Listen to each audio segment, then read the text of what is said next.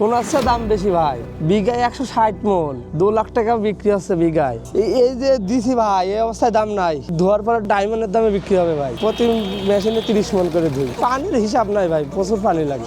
এই যে মুখ লাগাবো, লাগায়ে তারপরে এর মধ্যে হালকা পানি দেবো, দিয়ে ওই মেশিন ঘোরাবো। এটা না লাগালে তো গাজর পড়ে যাবে, এটা ঘুরবে তো, পুরো বডি ঘুরবে। আগে পা দিয়ে ধুইতাম, পায়ে বসে এক লাথি মারা মতন করে ধুতাম, সামনাসামনি 2 জন করে বসতাম, ওই সাইডটা লাথি মারতে, এই সাইডটা লাথি মারতে।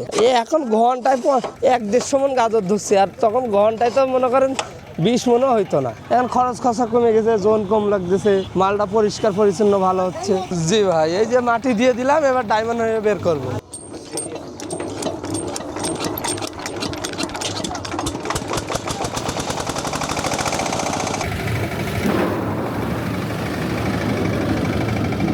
বছরে একবারই হয়, ভাদ্র আশ্বিন মাস থেকে, ভাদ্র মাস থেকে বনে এই কাতি মাসে এসে শেষ হয়ে যায়। তার কাতি অঘ্রাণ পৌষ মাস, অঘ্রাণ মাস থেকে আবার তোলা শুরু করে। আমার এখান থেকে 400-500 মন যায় না, 700-800 মন যায় না, যাইতো। এখন আরো গ্রাম মেশিন, এই গ্রামে 4টি আছে, আর অন্য জায়গাতে শুদ্ধ যায়। তুলে নিয়ে যে এখানে ধুই, এই যে এই মেশিনের মধ্যে দিতে হয়, দিয়ে ওয়াশ করতে হয়। ইস্যুদের থেকে কিনে বানিয়ে নিছে, নিয়ে আসার পর এই যে গাজর ওয়াশ করছে, অনেক সুবিধা হয়েছে। কিরকম আগে পা দিয়ে এরকম ডলতে হইতো, এখন পা দিয়ে ডলতে হয় না, একবারে 30 মন গাজর ধোয়া হয়ে যায়। আগে 30 মনই হইতো না, এই মেশিনে ধুলে 1000 মন, 1500-2000 মনে ধোয়া যাবে। এই যেগুলো এই যে বাছাই করছে এইভাবে, ওই ছোটগুলা ক্যাটগুলা বাদ দিতে হয়, আটা মাটা আছে এগুলো বাদ দিতে হয়। হ্যাঁ, ওই যে মাফা লাগে, মেপি বস্তা সেলাই করি, এই করে কিন্তু বিক্রি না বাজারে যাওয়া হয় না। খরিদ্দারি এখানে চলে আসে, গ্রামেরই ব্যাপারী বিভিন্ন জায়গায় দেয়। হ্যাঁ, সারা বাংলাদেশ, ঢাকা মাকা, সাতক্ষীরা, বিভিন্ন জায়গায় যায়, খুলনা, মাগুরা টাগুরা, বিভিন্ন জায়গায় চলে যায়। খুব কষ্ট, এরকম পা দিয়ে বসে এদিক থেকে ঠেলতে আর ওদিক থেকে ঠেলতে খুব কষ্ট। পানির মধ্যে শীতই খুব কাজ করা খুব কষ্ট। মেশিন হয়ে মানে খুব ভালো হয়েছে, ইজি হয়ে গেছে জিনিসটা। গাজর না ধুলে 1 কেজিও বিক্রি হবে না, ধোয়ার পরে তো এটি না ধুই তো বিক্রি হয় না 1 কেজিও, কোন দিন কেউ কেনেও না।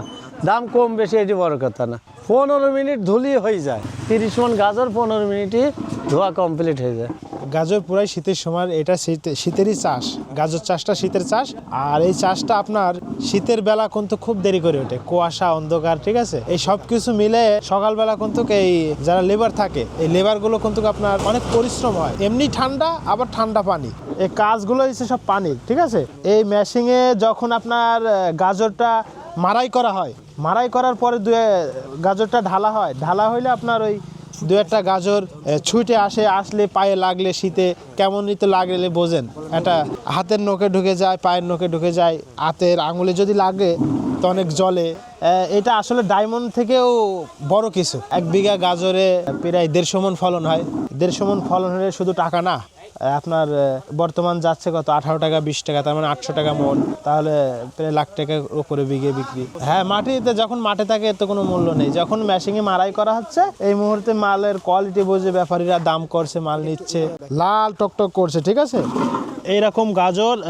আর মূলত এগুলো কিন্তু আমরা আগে মেশিন না, আগে হাতে ধুইতাম, হাতে ধুইতো, তো সেই মালগুলো ময়লা দেখাইতো, সাদা হইতো। আর এখন দেখেন মাল কত সুন্দর চকচক চকচক করে।